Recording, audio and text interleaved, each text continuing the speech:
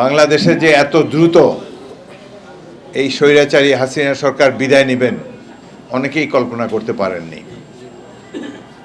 আমরা বিএনপি এই সরকারকে হটানোর জন্য 16 বছর ধরে আন্দোলন করে যাচ্ছে।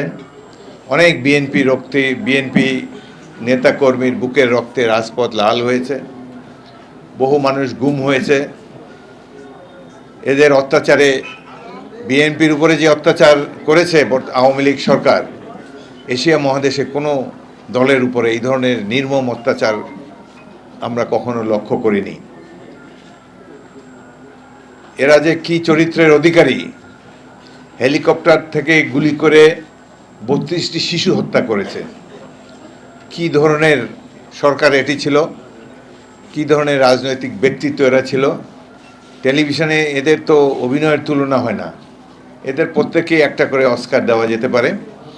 যেইভাবে তারা মুখে এক কথা আর কাজে যা করেছেন, বিশ্ববাসী এখন শিউরে উঠছে এদের অত্যাচার নির্যাতন দেখে। আমরা যদি আরও 10 বছরও সংগ্রাম করতাম, এই স্বৈরাচারী সরকারকে, যারা সেনাবাহিনীর অস্ত্র নিয়ে, মারণাস্ত্র নিয়ে নিরস্ত্র মানুষের উপর ঝাঁপিয়ে পড়ে, এদেরকে সরানো তো সম্ভব ছিল না। এদেরকে সরিয়েছেন স্বয়ং আল্লাহ রাব্বুল আলামিন। আল্লাহ ধর্মগ্রন্থে নির্দেশ দিয়েছেন সবাইকে সীমা লঙ্ঘন না করার জন্যে। আওয়ামী লীগ সীমা লঙ্ঘন করেছে, শেখ হাসিনা সীমা লঙ্ঘন করেছেন, সেই জন্যই তাদের উপরে আল্লাহ রাব্বুল আলামিন এই গজব নাজিল করেছেন। কত বড় বড় ভাষা ছিল, এখন খুঁজে পাওয়া যায় না। টেলিভিশনে কত রকমের, পাখির নামে যার নাম ছিল সেই সাধারণ সম্পাদক কত বড় বড় কথা বলেছে। শেখ হাসিনা নাকি পালায় না, এখন কোথায়? পালায় না এরকম একজনই আছে, বেগম খালেদা জিয়া। সুখে দুঃখে আপদে বিপদে দেশের মানুষের পাশেই থাকেন। বিদেশে তার কোনো আশ্রয়স্থল নাই, বাড়ি গাড়ি নেই। এদের ভূমিমন্ত্রী লন্ডনেই তো 300 বাড়ি আছে।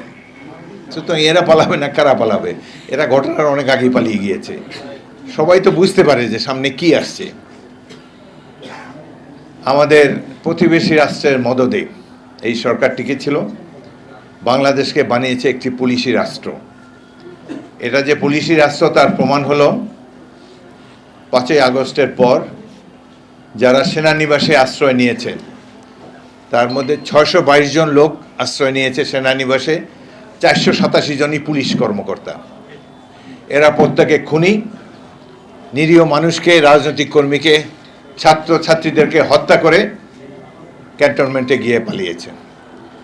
5 জন বিচারপতি পালিয়েছে। ওই যে গানে ভাষা আছে না, বিচারপতি তোমার বিচার করবে যারা আজ জেগেছে সেই জনতা।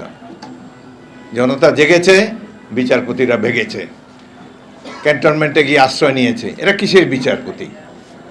এগুলা দুর্বৃত্ত, অন্যায় করেছে, সেই জন্যই ওখানে গিয়ে পালিয়েছে। বাকি বিচারপতিরা তো যায় নাই।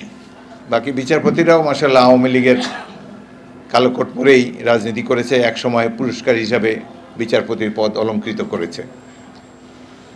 এখন এমন একটি বিপ্লবের কথা আপনারা বইতেই পড়েছেন, আমরাও বইতে পড়েছি।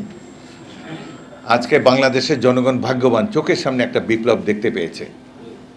আমিও নিজকে ভাগ্যবান মনে করি, 2বার স্বাধীনতা যুদ্ধে অংশ নিতে পেরেছি।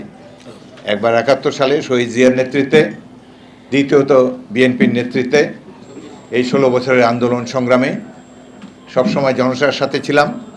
এবং সর্বশেষে ছাত্রদের নেতৃত্বে যেই তুমুল আন্দোলনের